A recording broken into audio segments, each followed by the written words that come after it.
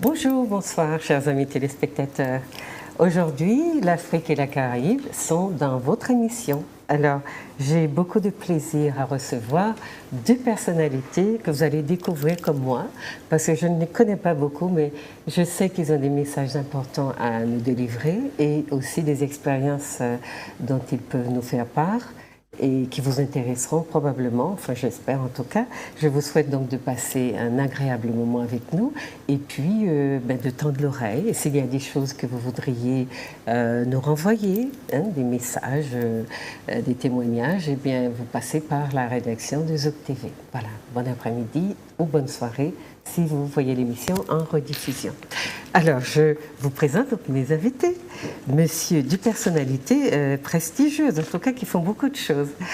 Je commence par monsieur Samba Bouri Mboup, qui a été ex-ambassadeur, qui a été ambassadeur du Sénégal en Afrique du Sud. Donc l'Afrique qui est avec nous cet après-midi, c'est le Sénégal. C'est ça? Oui, c'est le Sénégal, l'Afrique de l'Ouest. L'Afrique de l'Ouest. D'accord. Tout le continent et tous les Africains, en fait, those at home and those abroad. De la diaspora aussi, beaucoup par chez nous. Bien sûr, parce qu'on ne peut pas comprendre une quelconque partie du continent africain en l'isolant du reste, que ce soit à l'intérieur ou à l'extérieur. J'en suis convaincu. J'ai entendu parler des Afriques au moment où on parle de l'Europe. Donc je pense que ça aussi c'est intéressant à discuter. On sait comment l'Afrique a été scindée en 1000 morceaux. Et puis je vous présente, alors beaucoup plus près de chez nous, Monsieur Perrault Daniel Hans Hervé, qui a 3 prénoms pour lui tout seul et qui est architecte de son métier. Même vous avez plusieurs casquettes. Oui, je peins, j'écris, j'ai publié quelques ouvrages aussi. Voilà. Il a autant de casquettes que de prénoms. Voilà. Donc, voilà, chers amis, vous avez donc nos deux personnalités, Monsieur Samba Bouri Mboup et Monsieur Perrault Daniel Hans Hervé. Alors, on va commencer avec vous, monsieur. On va s'appeler par nos prénoms ou ça va bon. Alors, ça ne veut pas dire qu'on soit dans une familiarité qui se décline de manière un petit peu délétère. C'est juste que ça nous permet d'aller plus vite, mais tout en nous respectant. Voilà. Alors, monsieur, Samba, voilà, vous étiez ambassadeur du Sénégal en Afrique du Sud. Vous voulez nous dire d'abord en quelle année c'était et puis qu'est-ce que c'était que cette expérience? Et nous, on est très intéressés ici par si vous voulez, l'Afrique du Sud en tant que société, on dira multiculturelle, on l'appelle aussi arc-en-ciel, qui fascine tous ceux qui sont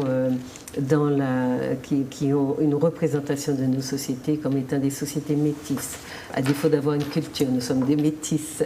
Vous voyez? Alors, dites-nous un petit peu d'abord comment, qu'est-ce que c'était que cette expérience d'ambassadeur, comment vous l'avez vécu dans un pays que vous connaissez de manière peut-être plus approfondie. Merci beaucoup d'abord de m'inviter à cette émission. De me donner l'occasion de parler à vos téléspectatrices et téléspectateurs. Je dois d'abord dire que je ne suis pas un diplomate de carrière, je suis un universitaire, chercheur enseignant dans le domaine de l'anthropologie linguistique et culturelle, Afrique et diaspora au niveau des connexions. Je suis également... Je me suis spécialisé dans ce qu'on appelle l'africologie, comme épistémologie alternative ou comme paradigme alternatif pour la production et l'utilisation des connaissances, à partir d'une vision centrée sur l'Afrique et les Africains, mais ancrée également à la multidisciplinarité, à l'intervoir, à la transdisciplinarité. Bon, je suis aujourd'hui dirigeant d'un cabinet de consultance que j'ai commencé à établir en Afrique du Sud, qui s'appelle New Age Consulting, que je suis en train également de prolonger au Sénégal et en Afrique de l'Ouest. J'ai été nommé ambassadeur en Afrique du Sud. En fait, je couvrais l'Afrique australe et même une partie de l'océan Indien, mais avec résidence à Pretoria de 2001 à 2006. D'août 2001 à juillet 2006. Donc 5 bonnes années de bons et loyaux services pour le diplomate, disons, qui a dû apprendre son métier sur le tas, parce que je n'ai fait aucune des écoles d'administration. Mais j'avais quand même pris la précaution de faire un stage moi-même, c'est-à-dire d'abord d'aller au ministère des Affaires étrangères pour m'informer des usages diplomatiques, mais également m'imprégner des grandes orientations de l'État sénégalais, c'était sous le président Abdoulaye Wade, et également de certains ministères sectoriels. Alors pour répondre à votre question, donc, pendant ce temps, j'ai pu, en tant que la voix et le visage du Sénégal, et de son gouvernement, du président de la République, tisser des liens avec, bien entendu, le gouvernement du pays accréditaire, mais également avec la communauté d'affaires, les milliers d'affaires, d'autant que la diplomatie économique commençait à occuper une place importante dans l'orientation de la diplomatie sénégalaise, bon, mais également avec, bien entendu, la presse, mais aussi les milieux universitaires. Étant universitaire moi-même, il m'est arrivé de participer à des séminaires, de donner des conférences, etc., dans différentes universités, aussi bien à Johannesburg, Pretoria, mais également à l'intérieur. Dans le Eastern Cape, le Cap oriental, dans l'université où ont été formés beaucoup de cadres d'Afrique australe, etc. Alors c'était une expérience, donc comme je dis, j'ai dû apprendre le métier sur le tas. Bon, je m'en suis sorti avec ma part de frustration, d'échec, mais également, je dois dire, et je le dis avec beaucoup de fierté, avec un certain nombre de réalisations, de succès auxquels j'ai pu contribuer, par exemple la création d'une commission mixte, la consolidation d'une commission mixte entre l'Afrique du Sud et le Sénégal, la négociation, entre autres, bon, donc dans le domaine des infrastructures, des transports, des échanges de services. Et pourquoi, excusez-moi, pourquoi vous parlez beaucoup de du fait que vous avez été choisi donc sur le tas, vous n'étiez pas un diplomate de carrière, de profession. Pourquoi? Parce que le Sénégal manquait de ce profil, de ce type de spécialiste? Ah non, pas du tout.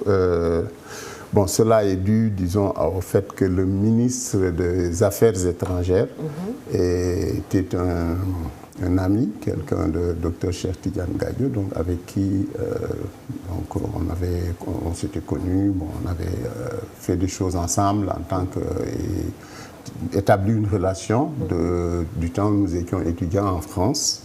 Nous publions une revue qui s'appelle Les Jonctions, une revue de recherche où il y avait, je crois, 16 nationalités différentes du continent, etc.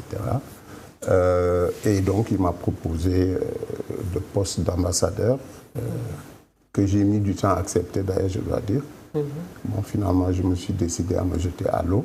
Mais ce n'est pas parce que, loin de là, le Sénégal manquait de diplomates chevronnés, parce que la diplomatie occupe une place particulièrement importante. Et nous avons des diplomates chevronnés et de qualité. Bon, je pense aux ambassadeurs Papa Louis Fall, Mambalassi, paix à son âme, Seydou Nourouba, le général Mansour Seck qui nous a représenté à Washington et qui aujourd'hui est avec moi dans l'initiative pour le fédéralisme africain, pour la création des États africains unis, etc. Et j'avais l'habitude de leur dire d'ailleurs parce que je les ai souvent reçus en Afrique du Sud lors, par exemple, de la mise en place de l'Union africaine, mais également du sommet mondial sur le développement durable, du sommet de Durban de septembre 2001 contre le racisme, l'antisémitisme, etc., la discrimination.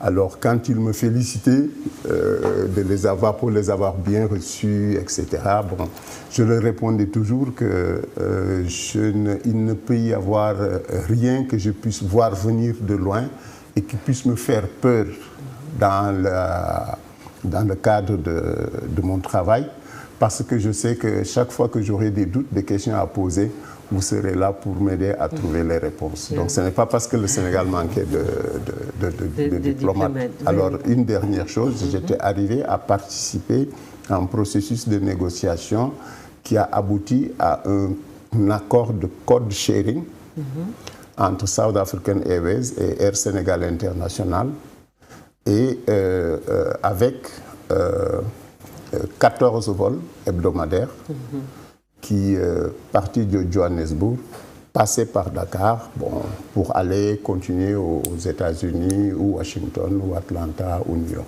entre autres. Alors, vous parliez maintenant de la nation arc-en-ciel. Si vous voulez, on va revenir là-dessus. La raison de votre présence à la Martinique? J'ai été invité par GATT Caraïbes AAC, Afrique Anti-Connexion, par des amis. Bon, Daniel en fait partie, des amis, des frères. Certains, c'est la première fois que je les rencontre. Bon, vous aussi d'ailleurs, et c'est avec beaucoup de plaisir. C'est la première fois que je viens en Martinique. Léon, Jean-Claude, Alain, Fred Pain, etc. Donc pour participer au premier salon caribéen du transport et de la logistique, où j'ai fait une présentation sur le repositionnement de l'Afrique comme partenaire stratégique pour la Caraïbe au XXIe siècle. Donc j'ai essayé de montrer toutes les opportunités d'affaires que des investisseurs ou des personnes intéressées par quelque négoce que ce soit pourraient trouver en Afrique avec des conditions particulièrement avantageuses. Bon, l'Afrique étant considérée, je peux dire pratiquement unanimement, y compris par ceux qui passaient leur temps à insulter l'Afrique, à la dénigrer, et à la lyncher, à procéder à continuer. C'est pas tout à fait fini, mais enfin, voilà, il faut attendre. Comme la nouvelle frontière, donc comme le continent de l'avenir. De l'avenir, celui dont on dit aussi qu'il nourrira l'humanité demain. Alors, donc vous êtes venu pour un projet, c'est justement, on va en parler, qui nous intéresse beaucoup. Et on va revenir à la nation arc-en-ciel parce que on a justement, ce qui nous intéresse, c'est de faire des liens entre l'Afrique et la Caraïbe, mais toutes les Caraïbes ne fonctionnent pas de la même façon. Par exemple, Daniel, comment voyez-vous alors d'abord, pourquoi vous êtes ici? Si vous êtes... je suis ici... mais vous êtes de Haïti, c'est bien ça là? Oui, voilà. Oui. Et c'est aussi pour supporter, adhérer et travailler pour justement que cette connexion anti-Afrique devienne réalité sur des actions et des mouvements entre les deux parties du monde qui soient concrets et profitables à tous les uns les autres, mais particulièrement aussi dans une vision de réappropriation de notre propre identité et de notre patrimoine, et de pouvoir le réaffirmer non seulement dans nos actions, dans nos projets, mais de participer à justement casser les frontières intercaribéennes, qui sont des frontières qui aliènent tout un chacun, parce que nous avons quand même une réalité insulaire tout un chacun, mais qu'on isole de manière culturelle, économique, sociale et tout ça, politique aussi. Et donc c'est une lutte assez âpre qu'on entreprend, mais je perçois dans le mouvement de la AC déjà un outil pour mener plus loin et à bien le combat. Et je tenais à dire quelque chose à la lumière de ce que nous a si clairement et brillamment parlé le docteur Samba. Docteur Samba, oui. Et c'est que je tenais à dire à tout un chacun que celui qui choisit d'ignorer son passé, son patrimoine, n'a pas d'avenir. S'il nous faut nous construire, il nous faut faire l'inventaire de ce que nous sommes, de ce que nous avons et des moyens dont nous disposons pour pouvoir les développer et nous épanouir nous-mêmes. Et de reprendre la place qui nous revient dans le concert des nations, dans l'ordre mondial, bien qu'il y ait beaucoup de choses à revoir. On a quand même des pressions à faire pour justement remettre en question l'ordre tel qu'il est établi aujourd'hui, les pôles d'influence, les pôles de pression, d'oppression, et qui font que une certaine partie du monde, notamment celle dans laquelle nous vivons, se trouve aliénée, handicapée. Et donc, il est temps de lever la tête, il est temps de s'affirmer, il est temps de nous prendre en main et d'assumer nos propres avenir. Voilà. Alors, c'est de quelle casquette vous nous avez parlé là? Bon, je peux revêtir les trois ou les quatre à la fois. D'accord. Ça veut dire qu'en tant qu'architecte, il y a aussi une démarche à faire sur l'habitat, le mode de structuration que nous voulons, même urbaine, qu'on veut avoir, et qui soit beaucoup plus adaptée à notre manière de vie que d'importer forcément des clichés européens, qui souvent maintiennent cette acculturation chez nous et comment dirais-je, entravent les relations sociales qu'il y a. Je pourrais parler avec le côté artiste, peut-être c'est là que ressort aussi beaucoup d'émotions chez moi, c'est cette sensibilité que j'ai. Et pour faire revivre ce patrimoine, cette richesse que nous avons en nous, et qu'on nous a longtemps appris qui était primitif par rapport aux autres, et aussi du côté de l'écrivain, le poète. Vous peignez ce qu'on a appelé l'art primitif? Non, pas forcément. Moi, quand je peins du Pérou. C'est-à-dire, je peins moi.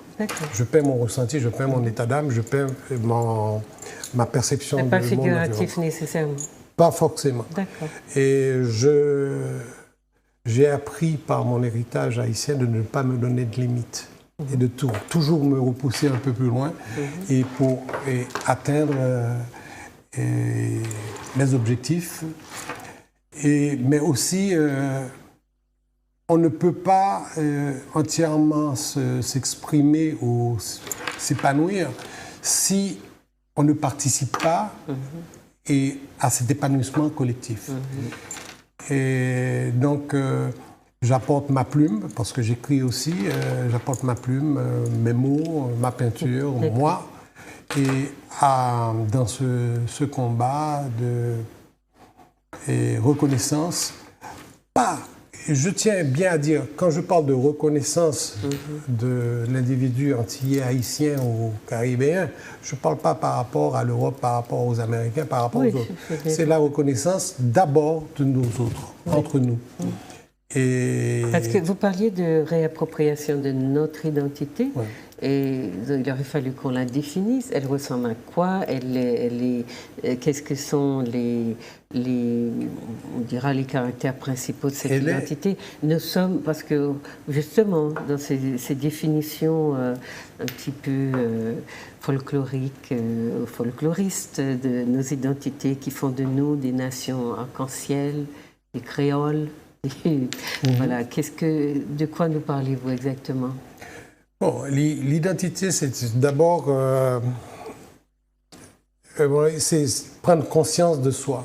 Et à partir de l'histoire, à partir de notre vécu, à partir des succès, des échecs que nous avons connus dans notre histoire.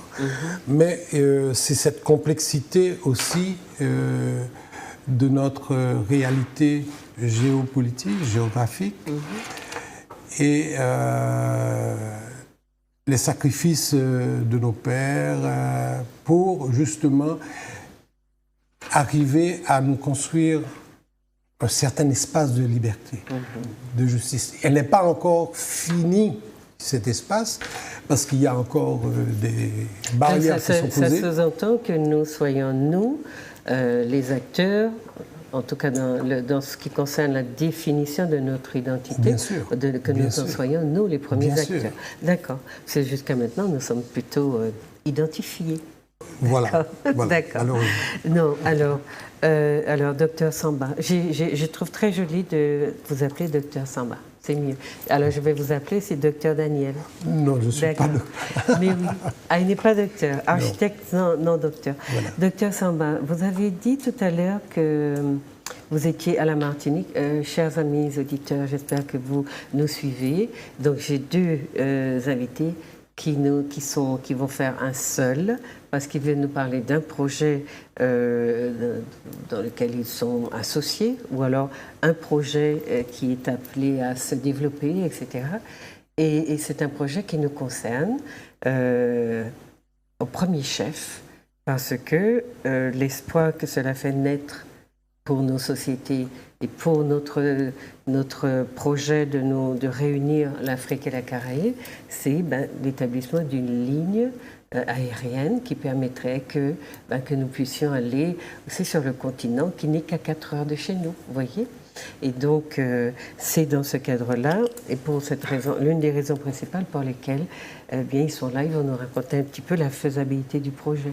Donc, docteur Samba, vous y croyez à ce projet parce qu'il y a très longtemps qu'on en a un, des projets de réunir l'Afrique et la Caraïbe, en tout cas par une ligne aérienne, et on est surpris que la majeure partie des Caribéens soient des Africains ou des Afrodescendants, et qu'on n'ait toujours pas de ligne qui nous relie au continent. Oui, vous avez raison de dire que nous en avons, ce n'est pas la première fois que nous en parlons.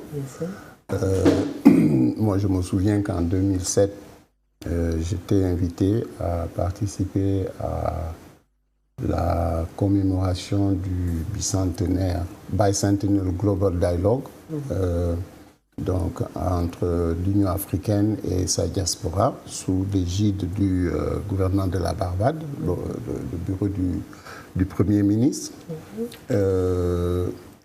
et que nous en avions parlé. Cela faisait partie des conclusions, des résolutions même, auxquelles on était censé travailler. Bon.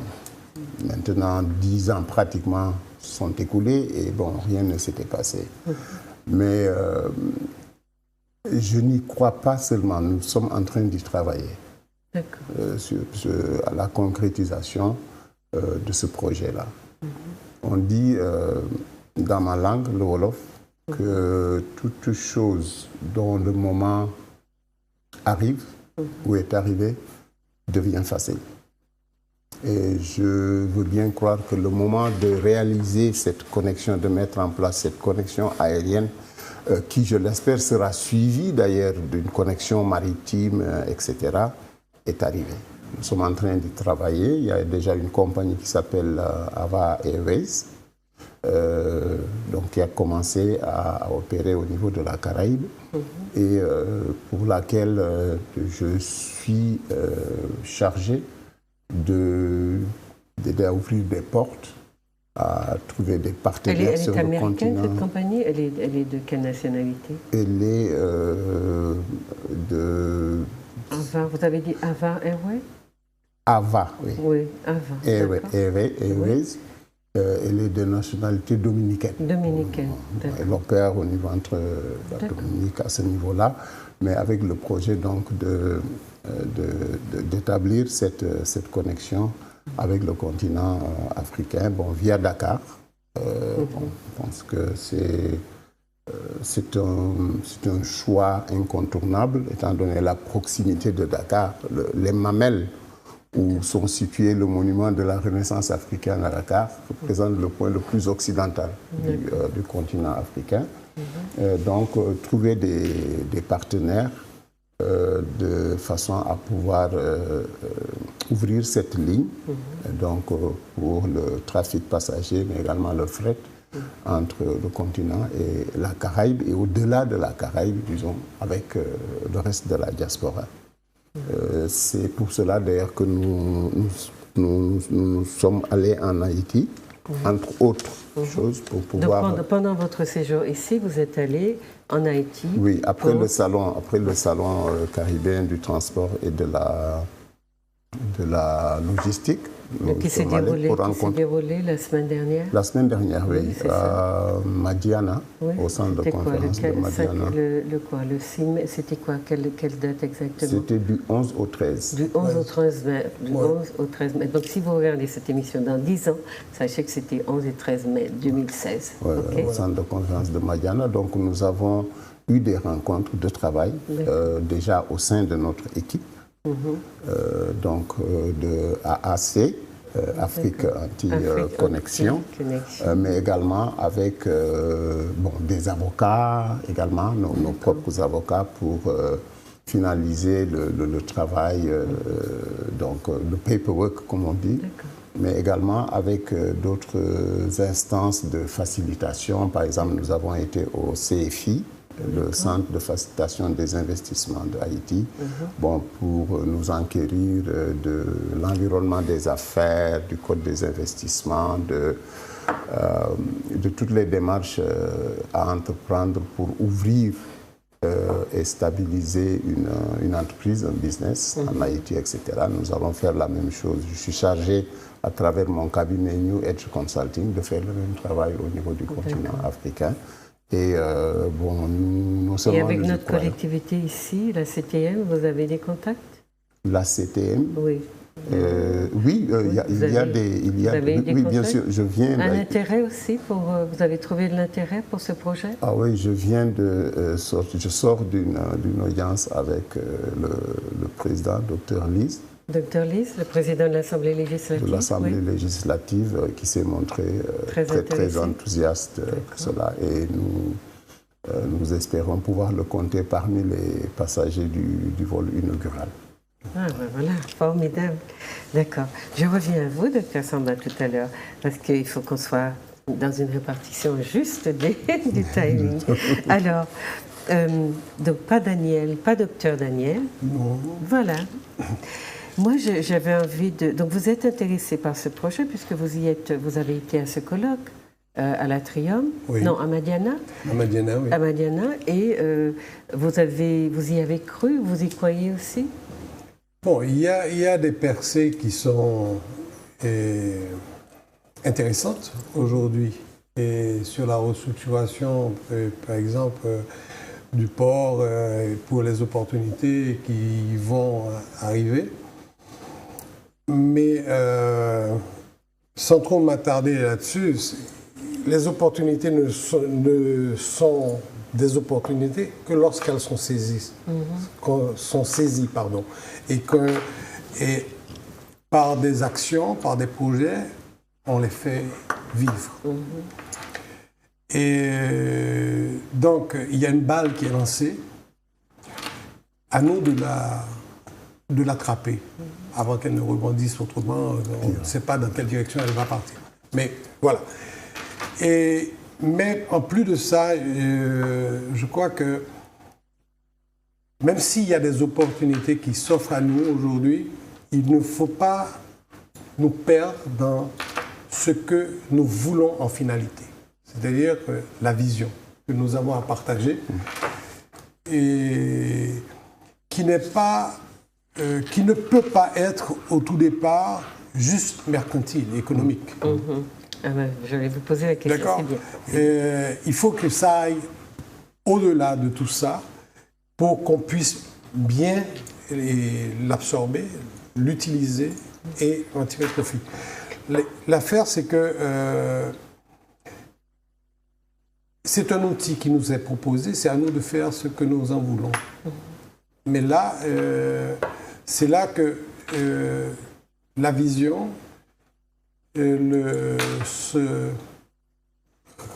cette réappropriation de notre identité et de nos projets d'avenir, comment nous voulons nous-mêmes nous construire, joue un rôle extrêmement important. Mais ce n'est pas un outil qu'on vous offre, c'est vous qui êtes en train de le structurer de manière à ce qu'il devienne réalité. Enfin, un projet. Un projet, c'est ça. Non, vous avez dit que c'était un projet qu'on nous donne. On s'en saisit et on fait ce à quoi... Mais comme nous sommes souvent très pragmatiques, est-ce que, bon, on y croit d'autant moins que on a des difficultés à trouver des sources de financement pour ce type de projet? Et c'est là que la AC devient un instrument extrêmement important. Donc la AC, c'est une structure Afrique anti-Caraïbes, voilà, une structure qui se monte actuellement. Qui fait aussi la connexion des ressources, non seulement humaines, mais des ressources économiques et le pouvoir financier. Il veut collecter des fonds pour parce qu'ils sont capables d'aller sur le terrain africain, qui est un terrain neuf pour nous, et de trouver des investisseurs, des partenaires qui peuvent accompagner justement dans cette réappropriation de notre espace. D'accord. Mais si, docteur Samba, si ça marchait, enfin, voilà, on a envie que ça marche, parce qu'il y a très longtemps qu'on attend que cette... Ça va marcher. On aura des difficultés, mais ça va marcher. Oui, parce que quand nous voulons aller en Afrique, eh bien, il nous faut aller en Europe. Et ensuite, donc c'est pas seulement une perte de temps, c'est absurde. Hein, c'est une perte de temps, c'est une perte d'énergie et c'est aussi beaucoup d'argent payé. Voilà, beaucoup d'argent payé pour rien. Si jamais ça marchait, à cause des préjugés voilà, dont pâtit l'image de l'Afrique ici, qu'est-ce qu'on ferait? Comment est-ce qu'on pourrait intéresser les gens au continent? Parce que vous savez, c'est quelque chose d'assez extraordinaire à la Martinique, et je crois qu'on l'entend aussi dans beaucoup d'autres régions où la diaspora africaine est importante, c'est de dire « moi pas africain ». Vous connaissez, vous comprenez?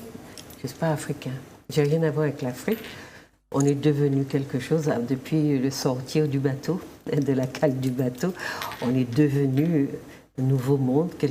Nous sommes les seuls à dire que sorti de la cale du bateau, on avait mis une croix sur l'Afrique et que c'était fini. C'est tellement horriblement contre tout ce que nous apprend l'anthropologie que voilà, on ne peut trouver que ridicule que nous soyons allés dans ces croyances et que nous soyons laissés dire qu'une fois sortis de la cale du bateau, c'était fini. Voilà. Donc la question c'est comment dynamiser. Alors moi je vous donne une petite expérience que je mène avec les enfants. Enfin, lorsque je suis invitée à parler de l'Afrique dans les écoles, eh bien, je passe un petit film sur l'Afrique moderne.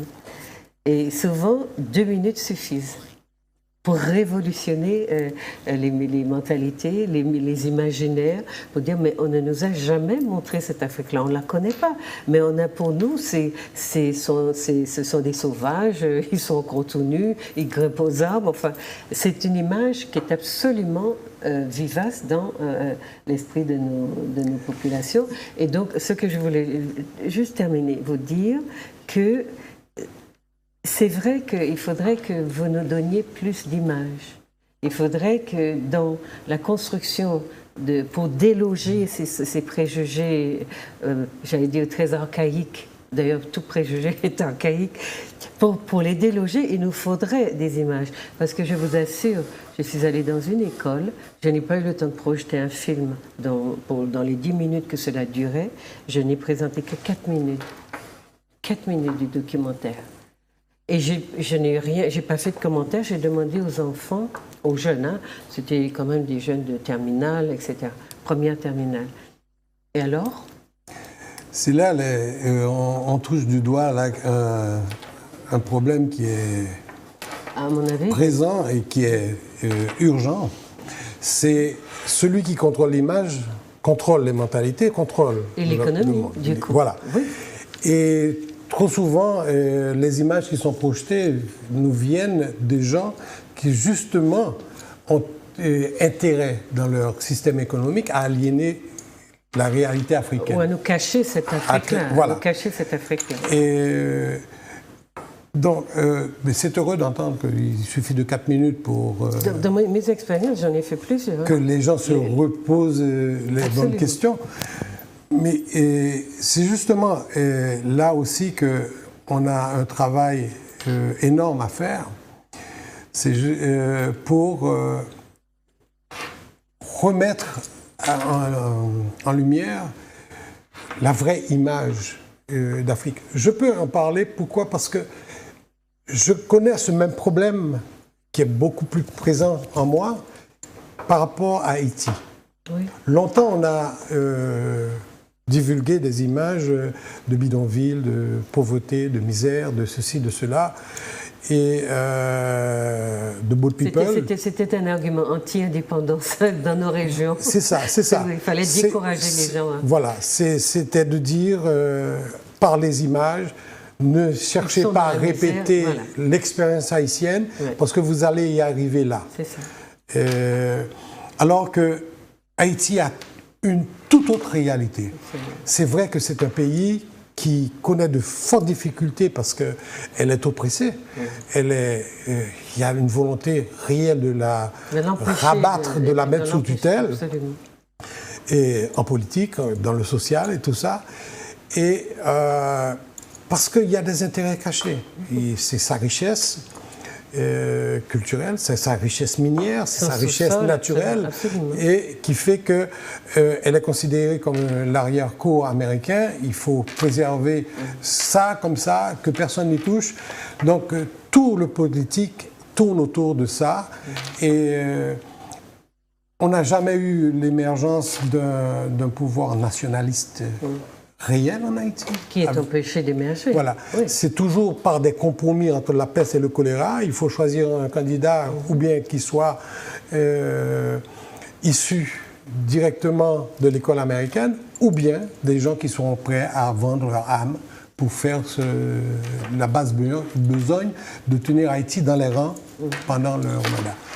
Mais l'Afrique pâtit de cette même déconstruction. Ça fait partie des séquelles du colonialisme, de la mise en place de ce nouvel ordre mondial dans lequel nous évoluons aujourd'hui. Et cet affranchissement, on voit le mouvement un peu partout. D'accord? Et il ne faut pas les isoler. C'est pourquoi il nous faut nous rapprocher. Parce que nous avons beaucoup de terrain de lutte commun pour avancer.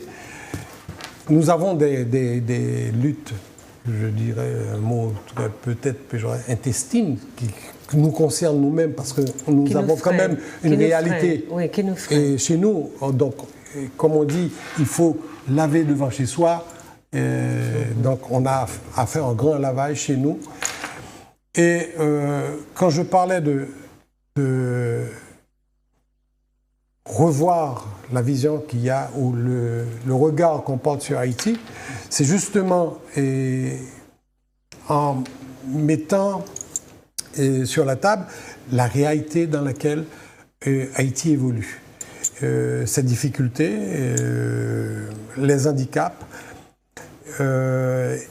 et pourquoi Haïti, qui est quand même, je dirais, une partie importante, ne serait-ce que par son histoire, de cette corde caribéenne dans laquelle nous sommes, mais aussi en termes de pointe avancée de la culture et de ce patrimoine africain qu'on a. Et tout ça gêne l'Occident, tout ça gêne l'Amérique du Nord, mais conscient de ce problème-là, ça ne peut pas nous freiner, ça ne doit pas nous freiner. Haïti n'est pas des totomacoutes.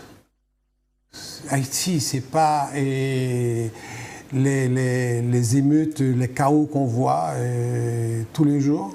C'est vrai qu'il y a une dislocation sociale et politique aujourd'hui, mais qui est voulue, qui est enregistrée, qui est orchestrée, pardon. Mais on le voit. Moi, je pense que c'est... je voudrais tout à l'heure justement revenir à l'image de l'Afrique en Haïti. Donc, ça sera l'occasion d'en parler. Et je voulais entendre Dr Samba sur... Nous en avons eu, nous en aurons probablement des projets qui nous impliquent en tant que peuple, en tant que culture, héritier de ceci, de cela. Mais il y a beaucoup de choses de coches que nous ratons parce que sur le plan des mentalités, nous ne sommes pas préparés à accepter, par exemple, l'Afrique ou accepter les échanges avec. Je vous donne une toute petite anecdote. C'est une petite anecdote. Problème d'éducation. C'est un problème d'éducation, mais vous savez que dans l'histoire, dans les sciences humaines, ce qui évolue le moins vite, ce sont les mentalités, et le travail qu'on a à faire, c'est justement un travail de longue haleine. Mais je prends un petit exemple. C'est quelqu'un qui découvre donc un petit flyer sur lequel on présente un projet de vacances au Sénégal. Donc c'est un Sénégalais qui vit en Guadeloupe et qui a restauré une sorte de grande villa à l'occidental. C'est très joli, donc il offre des voyages, des séjours organisés aux Guadeloupéens. Et un Guadeloupéen, ou je ne sais plus, c'était pas en France, il voit ce flyer et il dit « Ah, c'est comme ça, mais je vais y aller. Ah, c'est comme ça, mais je vais y aller. » Il a suffi, comme pour les films, il a suffi d'un flyer avec une image à l'occidental, enfin d'un bâtiment à l'occidental, pour que ce monsieur se décide à aller passer des vacances au Sénégal. Et ça nous traduit, et pour les jeunes, à qui j'ai montré 4 minutes d'images d'une Afrique ultra-moderne, donc avec les grandes tours comme à Manhattan, eh bien, ils étaient complètement saisis, emballés, et en 2 minutes, on a eu l'impression que leur opinion pouvait se renverser, changer, parce que il y a eu... Alors, c'est pas seulement de l'image, il y a quelque chose d'autre là derrière. Ce que vous dites là me fait peur. Eh bien justement, voilà pourquoi je vous dis, qu'est-ce que nous voulons et quelle Afrique allons-nous découvrir? Est-ce que c'est transporter l'Europe là-bas et puis développer... voilà. Alors, qu'est-ce que vous en pensez, Dr Samba? Mais écoutez, ça nous ramène encore à la question de l'image qui est centrale, mais également à un projet de société et de civilisation qui soit un modèle de développement que nous n'avions pas en tant qu'Africains du continent et de la diaspora, parce que je pense qu'il est impossible de dissocier ces deux composantes-là, celle qui est restée sur le continent et celle qui se trouve à l'extérieur. C'est une question d'image, et si vous permettez, je voudrais raconter une anecdote qui confirme ce que vous avez dit à propos de votre film de 4 minutes. Nous avons organisé, j'étais encore ambassadeur en Afrique du Sud, Kwanzaa Youth Camp, pour la célébration de Kwanzaa. Alors nous avons rassemblé donc les enfants que nous avons pu trouver autour de nous, certains du continent de la diaspora, et nous les avons rassemblés dans un endroit avec des cours d'histoire africaine, de Swahili. Bon, j'ai participé aux 2, c'est moi qui leur ai enseigné le Swahili de 7 à 17 ans. Et nous avons organisé, mais également des sessions particulièrement importantes, qui étaient centrales dans le dispositif, disons, pédagogique de reformatage du cœur, de l'esprit, parce que c'est de ça qu'il s'agit, qui se déroulait la nuit, où on leur parlait de Marcus Garvey, qui était Malcolm X, qui était Nani, qui a dirigé la résistance des Nègres de Fighting Maroons of Jamaica, etc. C'était des moments où on leur parlait de Ubuntu, hein, de maths, des principes d'équilibre, de la culture africaine, etc. Où on allumait un petit feu, on était là et eux-mêmes ils avaient compris. Je vous jure, et nous avons organisé comme moyen d'évaluation de l'impact de la formation qu'ils ont reçue, un concours. Concours donc Miss Kwanzaa et Master Kwanzaa.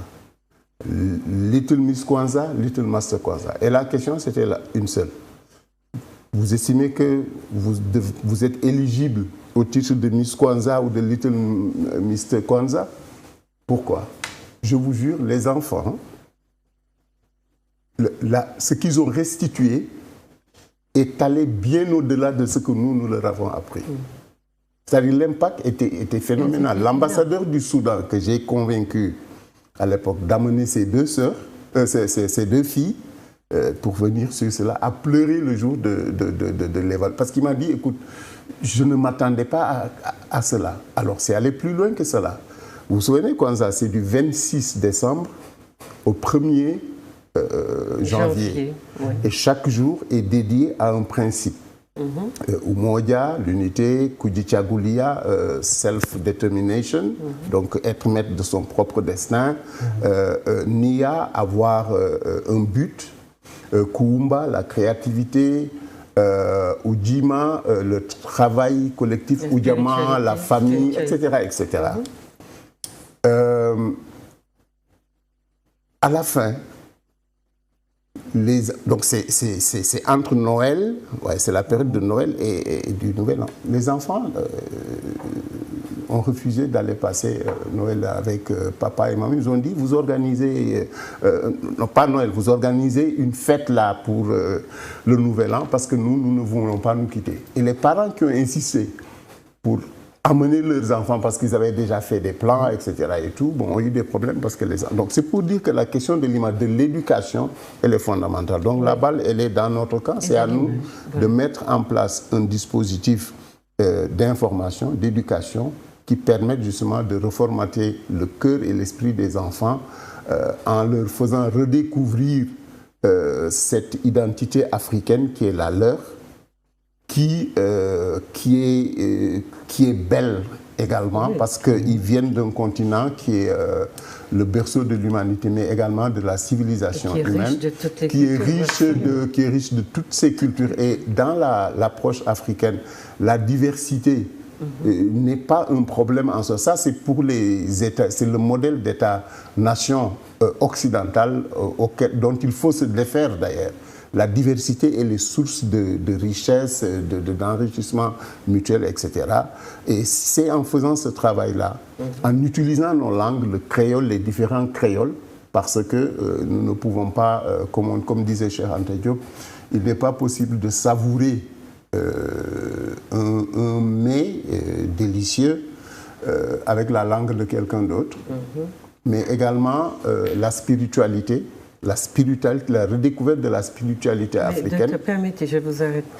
Vous parlez des enfants, mais nous on parlait des adultes d'abord, parce que l'envie, alors on dira de manière un petit peu réduite, l'envie d'Afrique, nous devons la créer, la susciter, mais nous avons le sentiment que l'Afrique ne nous donne rien pour l'aimer.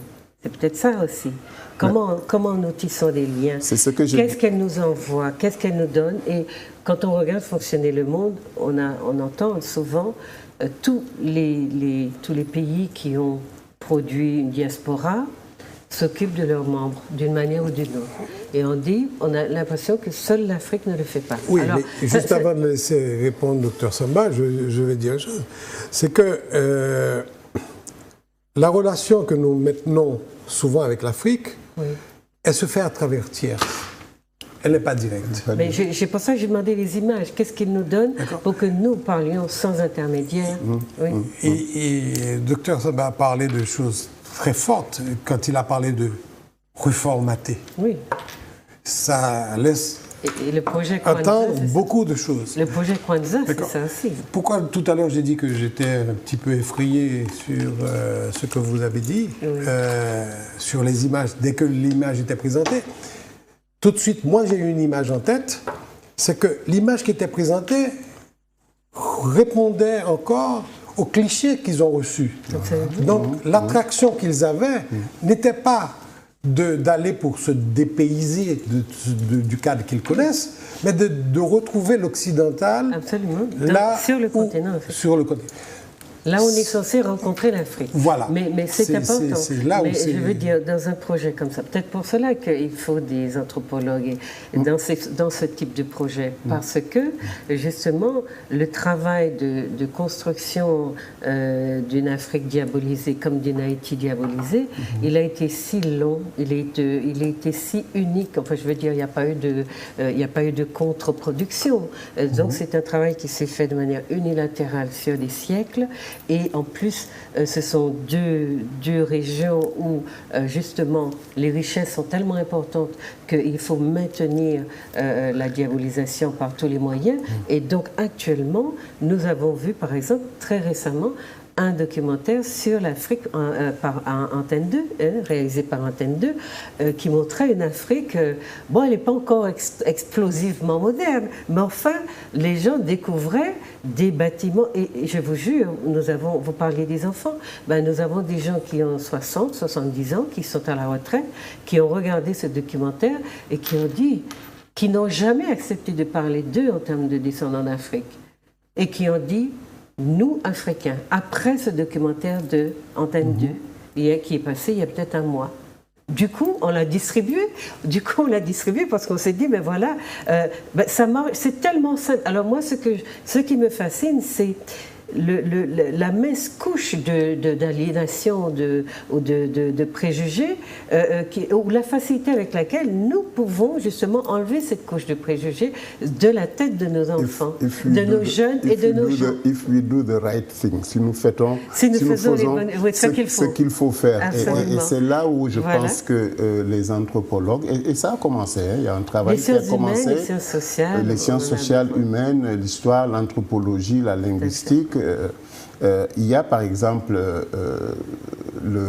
la question de la soi-disant marginalité de l'Afrique dans l'économie mondiale. Il a été démontré de façon péremptoire que ce n'est pas vrai, c'est un mensonge. L'Afrique n'est pas marginale dans l'économie mondiale. Absolument. L'Afrique est en fait... et là, je parle du travail, c'est le résultat d'un travail qui a été fait par ce qu'on appelle l'école de Dakar, dont je suis fier de dire que j'appartiens, avec des économistes comme le professeur Chérif Salifsi, qui ont démontré, donc, à partir d'un travail pluridisciplinaire, même interdisciplinaire, que si on applique le critère de ratio d'intégration, qui se mesure à travers la présence d'un pays, d'une entreprise, d'un continent, etc., dans l'économie mondiale, à travers trois choses qu'ils appellent des actifs, des services, des produits et des ressources humaines, l'Afrique est le continent le plus intégré, avec un ratio d'intégration de plus de 40%, contre seulement 19% à l'Europe et 25% à l'Asie.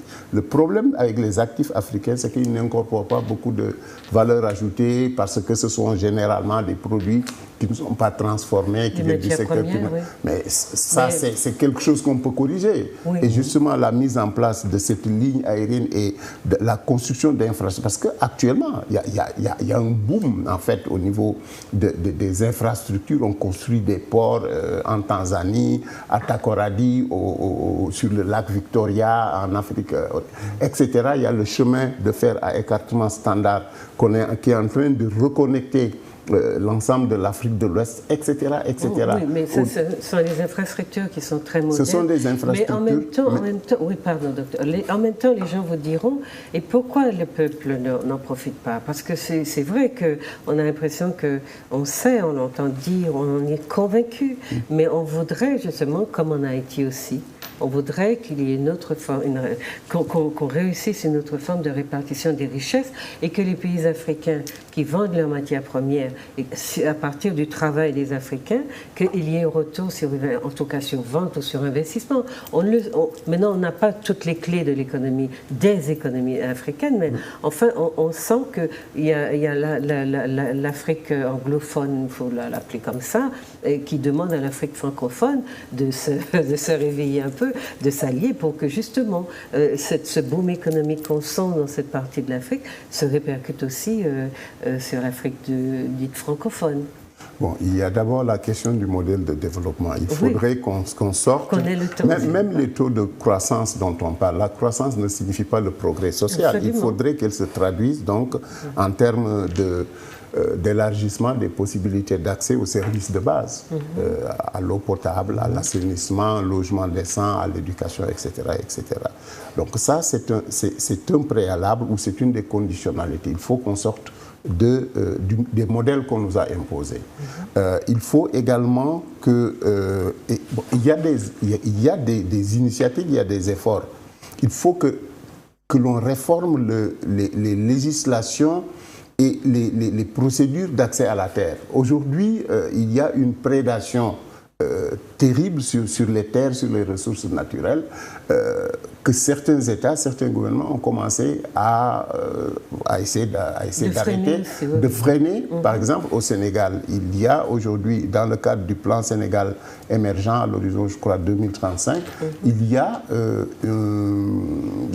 a une clause de bénéficiation de la terre et des ressources qui sont dans la terre, mais de toutes les activités pour les populations locales. Et ça, c'est dans la loi et c'est en train d'être appliqué. Ça commence à être appliqué. Il reste encore du chemin à faire, mais pour en revenir à la question donc du modèle de développement, il faudrait qu'on sorte... Le franc CFA, n'est-ce pas? Non, le franc CFA, la monnaie, etc. Il n'est pas au centre du problème. Le modèle, c'est aussi le fait qu'en Afrique, l'économie dite informelle contribue pratiquement à égalité, de l'ordre de plus de 43% dans la constitution du produit intérieur brut, que l'économie dite formelle. Malheureusement, c'est un secteur qui est encore laissé de côté. Aujourd'hui, les remittances, comment on appelle ça, c'est-à-dire l'argent que les travailleurs, la diaspora africaine, envoient en Afrique, constitue en valeur absolue la deuxième source de financement, c'est-à-dire de capital financier, de volume, donc d'argent disponible pour les ménages et dans certains cas, je dois dire dans la plupart des cas, comme la première source de capital financier. Malheureusement, cette manne-là n'est pas canalisée, mais il y a, encore une fois, il y a des initiatives qui sont qui sont en train d'être mises en place pour pouvoir y répondre. C'est assez difficile parce que je parle de ce que moi je sais, je vois, et j'arrive pas encore à articuler cette prise dans l'équation de l'apport de la diaspora. Je m'explique pourquoi. Ce n'est pas un argent qui est envoyé à une institution, à l'État. C'est un argent qui est distribué à des familles, à des pauvres, à des individus. Oui. D'accord? Donc, quand il est chiffré comme ça, on voit qu'il constitue un capital énorme. Mais dans la réalité, ce sont ces $10, ces $20, ces $200 qui va à une famille. C'est comment c'est distribué très dans le isolée et qui sont vite dépensés. C'est vrai que c'est un argent qui est injecté dans l'économie. Mais dans quelle économie? Dans une économie de consommation en général. Et consommation, qui dit consommation en général, la première nécessité vient encore dans cet ordre établi, c'est-à-dire va encore à ces multinationales, à ces... D'accord. Alors moi je vous propose... Non, mais je comprends. Mais je vous propose qu'on ne s'arrête pas dessus parce que, Daniel, vous avez à nous parler de la journée du drapeau, qui est très important. Et on va clore. C'est juste ouvrir les questionnements. Après, tant que vous venez, on va continuer à interroger ces phénomènes parce que il y a effectivement des petits pôles d'interrogation dans nos manières de nous essayer de nous reconnecter ou de nous relier à l'Afrique, mais c'est très lacunaire. Et parce que c'est celui-là qui vient avec un projet qui va nous en parler. On n'est jamais dans une tautologie, dans une totalité, dans quelque chose qui soit systémique. Et il est très important pour nous d'apprendre à penser en termes de système, puisque justement, tous les petits à-coups que nous ferons, même s'ils sont très intéressants, etc., vont... comment on va dire ça, n'auront pas on va dire de conséquences ou d'ouverture efficiente si nous continuons à penser les problèmes de manière absolument éclatée comme nous le faisons. Mais c'est intéressant de commencer à se questionner par un bout et à questionner nos réalités d'une façon ou d'une autre. Maintenant, ce que je retiens du petit débat qui s'est déroulé entre vous deux, c'est le fait qu'on sent qu'on parle de territoires qui sont très riches, mais on ne voit pas ou pas cette richesse.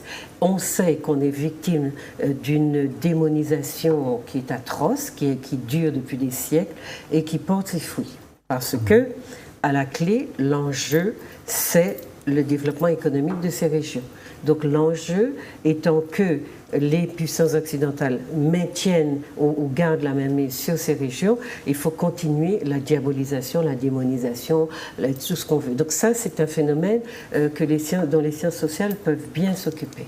Il faut d'abord bien, il faut bien se partir de quelque part pour comprendre que s'il est si facile de convaincre aussi les nôtres que l'Afrique est belle et qu'elle nous apporte du plaisir, ou quand on la découvre chaque fois qu'on est émerveillé, ça veut dire que le travail de démonisation qui se fait peut se défaire aussi assez rapidement, à condition que nous fassions ce qu'il faut pour cela. Donc, ça demande qu'on prenne le problème dans sa globalité. Maintenant, parce que vous savez, après le temps file très très vite, j'aimerais qu'on ait le temps d'écouter Daniel sur, vous m'avez dit qu'aujourd'hui c'est la journée du drapeau haïtien. Oui, aujourd'hui est un jour extrêmement important pour Haïti, et pas seulement pour Haïti, parce que c'était un 18 mai 1803 qu'avait été créé le bicolore national. Et suite au chaos qu'il y avait sur les terrains de bataille où les troupes indigènes révoltaient et contre l'armée française, ils se battaient tous les deux avec les mêmes pavillons. Et là, il fallait vraiment... La couleur, c'était quoi? Blanc et bleu? Le drapeau, non, c'était le drapeau français au départ. C'était le drapeau français. Tout ça s'est battu avec le bateau et avec le drapeau français. Et c'est juste avant, et quand la grande bataille s'est engagée avec Dessalines, que l'armée indigène... La bataille de Vertières. Non, la bataille de Vertières est arrivée en novembre. Mais il y avait des luttes, des combats qui se faisaient, parce que c'était un combat qui était pratiquement, comment dirais-je, du marronnage aussi.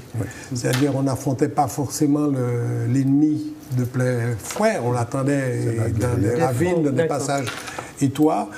Et il n'y avait pas les champs de bataille comme on les connaît en Europe, où les généraux étaient assis ou bien debout sur des promontoires, et puis on regardait, on ne tirait pas sur les officiers. Non, c'était vraiment un peuple qui était engagé dans son combat de liberté et de justice. Et là, en 1803, le 18 mai, il y a eu cette création. L'histoire veut que ce serait d'une main rageuse que Dessalines a enlevé le blanc du tricolore français pour montrer qu'il enlevait définitivement de la colonie l'oppression française blanche. Donc il a lié le bleu et le rouge, qui à l'époque symbolisait le mulâtre, c'est-à-dire les métis, le blanc, le métis, et le nègre. Et donc, ce drapeau est devenu le rouge et le bleu. et horizontalement. Et c'est ce drapeau qui a été brandi et a été à l'assaut de Vertières, qui a essuyé la mitraille, les boulets, et qui a aussi recueilli le sang de nos pères dans les sillons de ces combats, et qui font l'objet aujourd'hui de des valeurs de justice, d'égalité, de fraternité qu'il y a en Haïti. Mais plus que ça, c'est un drapeau qui devrait représenter pour tout le monde aujourd'hui. Et le fruit de ce sacrifice-là. Haïti s'est libéré, oui, mais a refait le monde. Et l'ordre colonial qui était connu, avec cette percée haïtienne, s'est effondré. Ils n'ont pas tenu longtemps. Et c'est un bicolore qui nous donne de la fierté, mais aussi de la responsabilité. Parce qu'en 1803, 1804, nos pères avaient fait l'indépendance, avaient chassé le dominateur, mais ils avaient créé la première république noire d'Amérique. Mais la nation haïtienne, c'est à nous de la construire encore. C'est pas tout à fait une réalité. Et c'est là. Vous n'êtes pas encore libre de la. Et c'est là on gêne. On nous empêche à cette construction, cette unité d'appartenance. Et ce drapeau, on le voit plus qu'un symbole, c'est nous. Et la relation que tout un chacun, quelle que soit la strate, qu'il soit pro ou contre l'ordre aujourd'hui en Haïti, il y a toujours ce frisson qui nous parcourt les chines quand on parle de ce drapeau ou qu'on le voit flotter. Parce qu'on sait ce qu'il représente et ce qu'il a subi. On sait aussi que certains pays de l'Amérique du Sud l'ont dans leur propre drapeau. Oui. Et je parle des républiques bolivariennes particulièrement. Mais c'est un symbole aussi qui parle de dignité humaine, qui parle de liberté pour tous et qui est contre l'oppression de l'homme par l'homme. C'est aussi une belle claque à toutes les théories racistes, non? Qui disaient que le noir était incapable de quoi que ce soit.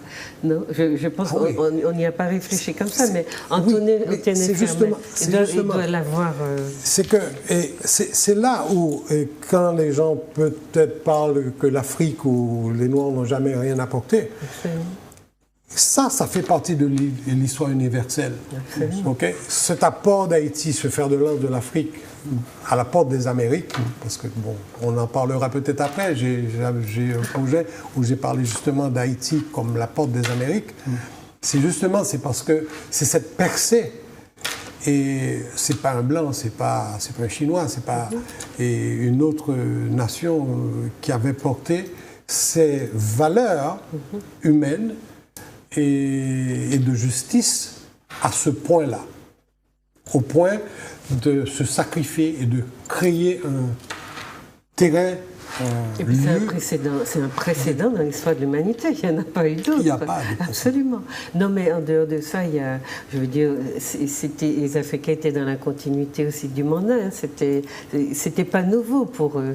C'est quelque chose dans leur civilisation qu'ils ont amené ici avec eux. Comme lorsqu'on déblaye un petit peu ou on dépoussière un petit peu nos pratiques, on est tout de suite au cœur de l'Afrique. Seulement, effectivement, il ne faut pas le dire, puisqu'on est dans une une relation où l'idéologie a pris le pas sur la réalité, le savoir, la vérité. Et donc on nous construit à mesure que nous avançons et que nous comprenons ce qui nous arrive, on nous construit des explications qui n'ont ni queue ni tête. Mais c'est à nous de savoir aussi, chers téléspectateurs, qui nous raconte des bobards et qu'est-ce qu'on va faire du savoir qu'on a désormais, parce qu'on ne va pas rester ignorant tout le temps. Donc aujourd'hui, vous fêtez, donc 18 mai 1803, vous fêtez l'avènement du drapeau haïtien, qui est celui donc, qui symbolise toutes ces valeurs de liberté, etc. etc. Voilà, vous le savez, chers amis, ici nous avons une communauté haïtienne, il faut aussi penser à... je dis bonne fête du drapeau. Bonne fête du drapeau, voilà. Voilà, docteur Samba. Alors, si vous voulez ajouter quelque chose là-dessus, moi j'aimerais maintenant, parce que le temps a filé et il faudrait qu'on recommence, se revoie pour reparler surtout de vos projets en architecture, parce que moi, je suis passionnée par l'architecture, en ce qu'elle parle de nous. Malheureusement, il y a beaucoup de choses qui sont faites pour revaloriser l'architecture africaine. Et franchement, quand on voit cette architecture et qu'on voit dans quoi nous, ou les Africains, vivent dans du béton, dans des pièces carrées, etc., on est vraiment désespérés. Mais enfin, on parlera peut-être un autre jour. L'architecture africaine domine en fait les tendances qui marquent l'évolution de l'architecture moderne, de le style brésilien. Beaucoup de critères de calcul viennent justement de l'étude de ce patrimoine, de ces vestiges que nous avons en Afrique. Absolument. Mais il y a des gens qui travaillent déjà, mais ça reste très localisé, très... Maintenant, j'aurais aimé, parce que c'était aussi l'une des raisons pour lesquelles je voulais vous avoir ici, pour nos téléspectateurs, c'est que vous nous disiez comment vous avez vécu l'avènement de la décennie des personnes d'ascendance africaine 2014-2025 par l'ONU. Enfin, cette décision, voilà. Comment vous la voyez? Parce que chez nous, on a très peu d'écho, parce que c'est difficile aussi de faire adhérer la population à ce mouvement, tant que l'État français en tant que tel se désiste ou ne prend pas ses responsabilités. En 2011, il y a eu l'année des personnes d'ascendance africaine, et la France l'a transformée en année des Outre-mer. Donc c'était une sorte de... on a beaucoup de difficultés à faire reconnaître dans nos régions un patrimoine africain ou quelque chose qui serait de l'ordre d'une fête où on mentionnerait l'Afrique en tant que telle. On peut mentionner les Indiens, les Caraïbes, les Libanais, les Chinois, les Blancs, mais c'est difficile de mentionner et de dire qu'on organise un événement qui porte le nom de ou dans lequel on trouvera un nom dans lequel on trouvera le mot Afrique ou africain. Voilà. Alors, comment vivez-vous cette décennie? Je ne sais pas, l'un de vous deux, vous pouvez commencer? La décennie est le résultat d'un processus de lutte. C'est comme le drapeau haïtien, la fondation de la République. Ce n'est pas quelque chose qui a été donné. La liberté ne se donne pas, elle se conquiert, elle s'arrache. Et en l'occurrence de haute lutte. La décennie est donc le résultat d'un processus de lutte. Si les Nations Unies l'ont reconnu, c'est parce qu'il y a une certaine intensification, même dans certains cas, une radicalisation des luttes porteuses des espoirs et des aspirations des peuples africains et d'ascendance africaine, pour que finalement l'ONU accepte de la consacrer, de l'institutionnaliser. Alors, c'est à nous de chercher à aller plus loin avec en y mettant du contenu, avec des programmes économiques, sociaux, etc., pour toutes les classes défavorisées. Alors, la question de la décennie, il faut la lier avec la question des réparations. Je sais qu'on n'en parle pas beaucoup, cela fait peur, etc.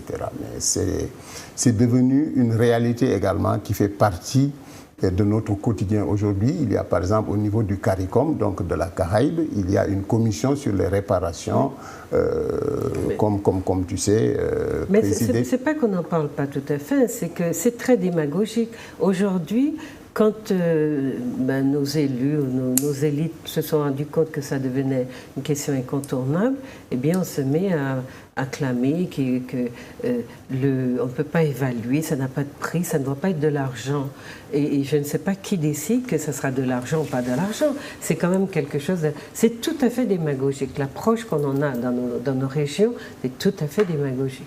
Oui, je ne connais pas le reste, mais je vais répondre sur une seule chose. C'est qui décide, c'est nous.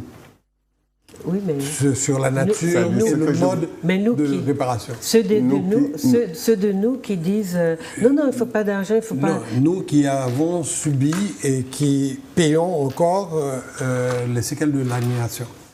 Oui, c'est nous. Et ce que je voulais dire, moi, et j'insiste là-dessus, c'est que la question des réparations, c'est d'abord une question de rapport de force. De force, absolument. La France traîne les pieds, etc.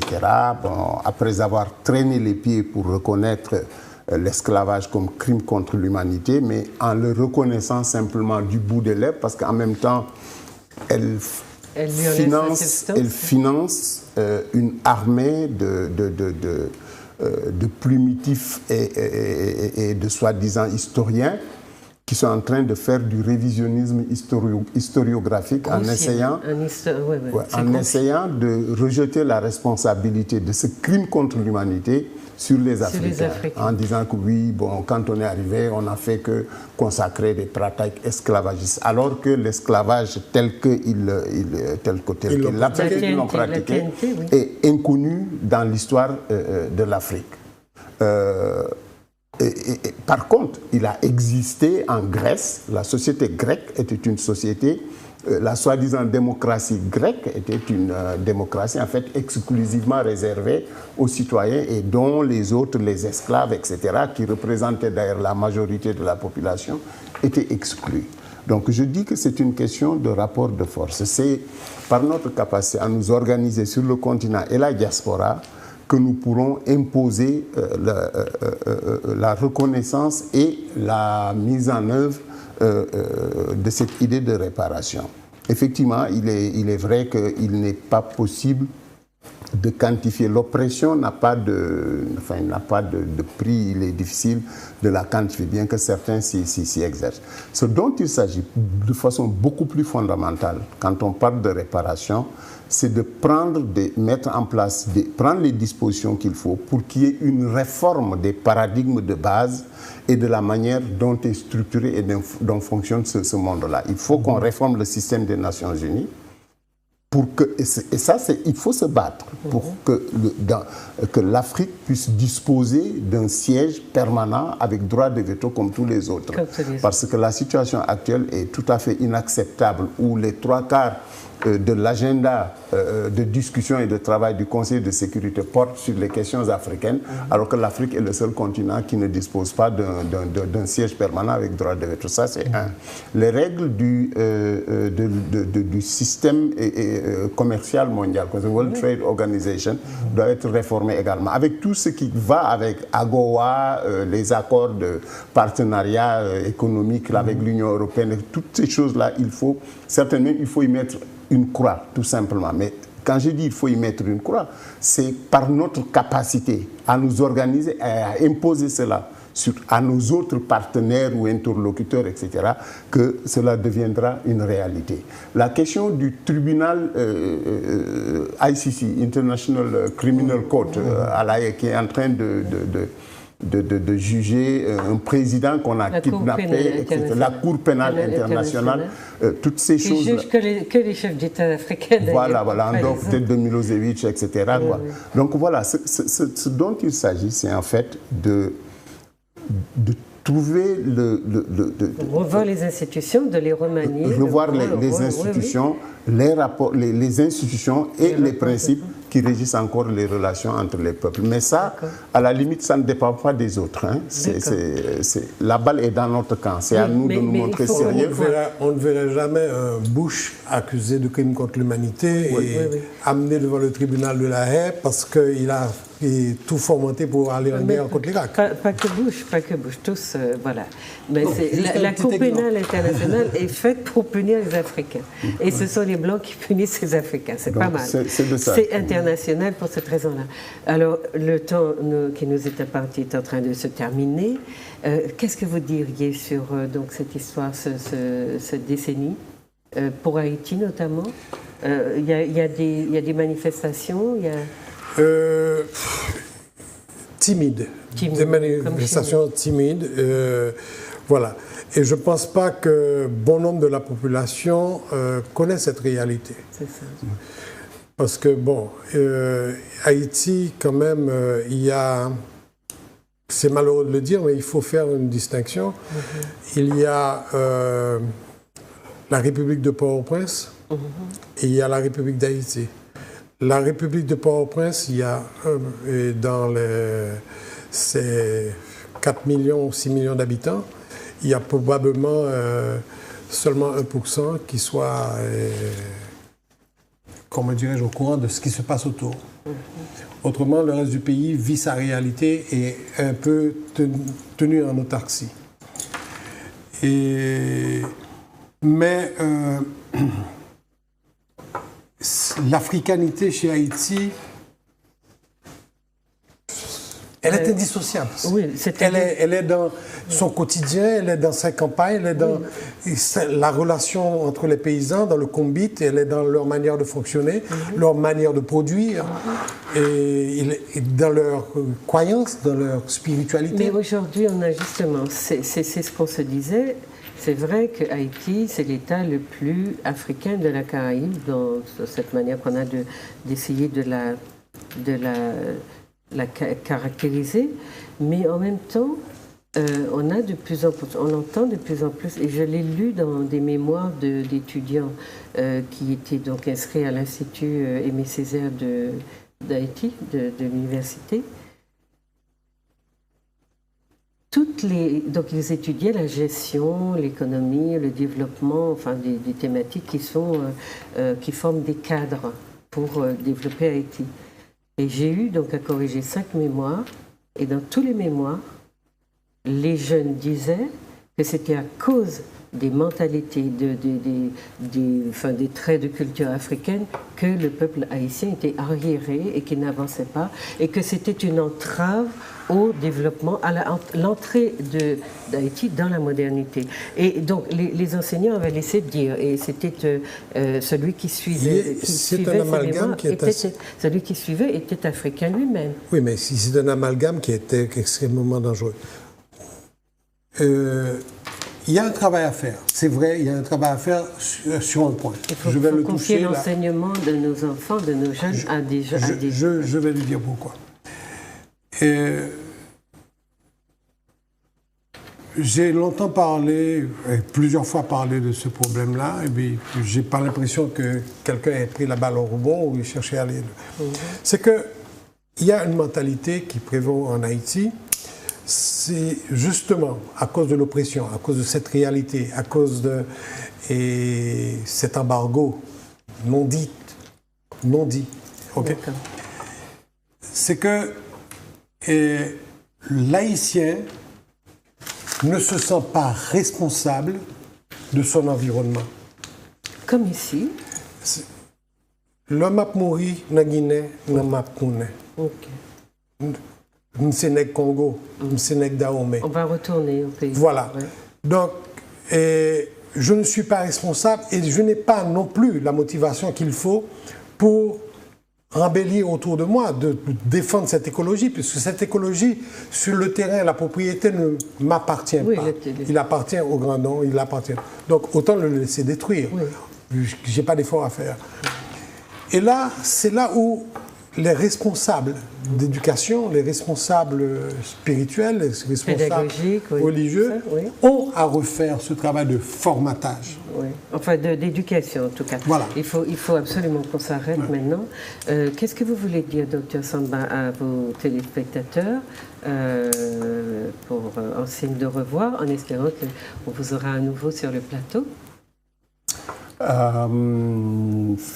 C'est très important nous savent qui nous y et savoir qui nous y c'est aussi savoir nous savent qui nous payer. Nous payer, tout à fait.